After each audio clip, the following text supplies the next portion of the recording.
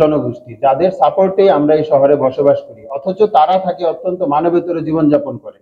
তারা যেই জায়গায় বসবাস করে, তাদের যেই স্যানিটেশন ব্যবস্থা বা তাদের যে বসবাসের যে জায়গা, রোগবালাই নিয়ে তারা যে মানবিক জীবনযাপন করে, তারাই যখন আমাদেরকে সাপোর্ট দেয়, সেই রোগবালাই তো আসলে সবার মধ্যে ছড়িয়ে যাবে। কারণ তাদেরকে ছাড়া তো আমরা চলতে পারছি না। আমার বাড়ির কাজের মানুষটা, আমার বাড়ির ড্রাইভার, তারা কিভাবে থাকছে, কাজে এই নগরে যেই বৈষম্য, ধনী দরিদ্রের বৈষম্য এবং বাসস্থানের যে অপ্রতুলতা, শুধু কিছু মানুষ যদি ভালো থাকে সেটা তো বাসযোগ্যতাকে বাড়াবে না। সামগ্রিকভাবে সকল শ্রেণীর পেশার মানুষ যদি ভালো থাকে, ভালোভাবে বসবাস করতে পারে, তখনই এটা বাসযোগ্যতাকে উন্নত করবে। গণপরিবহন নাই, যার কারণে আমাদের দেখা যাচ্ছে যে ব্যক্তিগত গাড়ি বলি আর যেভাবেই বলি আমাদের প্রচুর যানজট হচ্ছে। সেই অনিয়ন্ত্রিত ব্যবস্থার কারণে আমাদের চলাচলে যে বিঘ্ন ঘটছে, অর্থনীতিতে ক্ষতি হচ্ছে, এবং সেই কারণে আবার আমাদের পরিবেশ দূষণও হচ্ছে, শব্দ দূষণও হচ্ছে, এবং বাসযোগ্যতা আবারও নিচে নেমে আসছে। আমাদের আরবান হিট আইল্যান্ড ইতিমধ্যে আলোচনা হয়েছে, আমাদের এই শহরে যত মানুষের বসবাস করা প্রয়োজন ছিল বা যত মানুষ আমরা ধারণ করতে পারি, তার চেয়ে অনেক অনেক বেশি এখানে বসবাস করছে।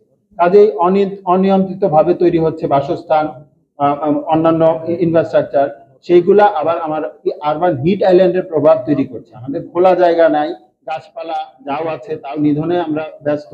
গাছপালা লাগিয়ে আরো বেশি এটা সবুজায়ন করব, সেই দিকে আমাদের মনোযোগ কম বা উদ্যোগ কম, যার কারণে আমাদের আরবান হিট আইল্যান্ডের প্রভাব আমাদের তাপমাত্রাকে বাড়িয়ে দিচ্ছে, শহরের বাসযোগ্যতাকে নিচে নামিয়ে দিচ্ছে।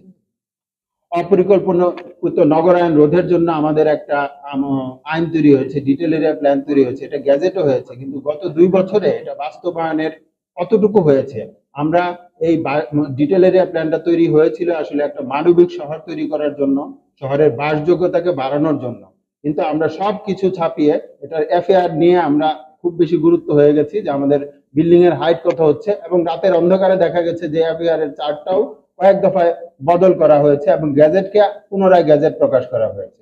তো শুধু যে এফআইআর এর ক্ষেত্রেই আমাদের এত মনোযোগ, কিন্তু আমাদের যে বাসযোগ্যতা যে কিভাবে নেমে যাচ্ছে, জনঘনত্বের কারণে শহর কিভাবে বিপন্ন হচ্ছে, আমরা বিশ্বের কাছে কিভাবে ছোট হয়ে যাচ্ছি, এবং এইগুলা কিন্তু মানে বিদেশি বিনিয়োগের ক্ষেত্রেও বড় ভূমিকা রাখবে। আমাদের যে আমাদের বসবাসের যে ইন্ডেক্সে আমাদের যে অবস্থান, এটা কিন্তু বিদেশি বিনিয়োগের ক্ষেত্রেও একটা বড় প্রভাব পড়বে। তো আমরা যে সামনের দিকে এগিয়ে যাব, সেই ক্ষেত্রে কিন্তু একটা বড় প্রতিবন্ধকতা তৈরি হচ্ছে। তাই কাজেই ডিটেল এরিয়া প্ল্যান যেটা গ্যাজেট হয়েছে, এটা যেই প্রস্তাবনাগুলো ছিল, যে সবুজায়নের কথা, খোলা মাঠের কথা, জলাশয়ের যে কথা বলা হয়েছিল, এগুলো যেন বাস্তবায়ন হয়, সেদিকে আমাদের সকলকেই আরো বেশি বলতে হবে, যেন কর্তৃপক্ষ এর জন্য কার্যকরী ব্যবস্থা গ্রহণ করে।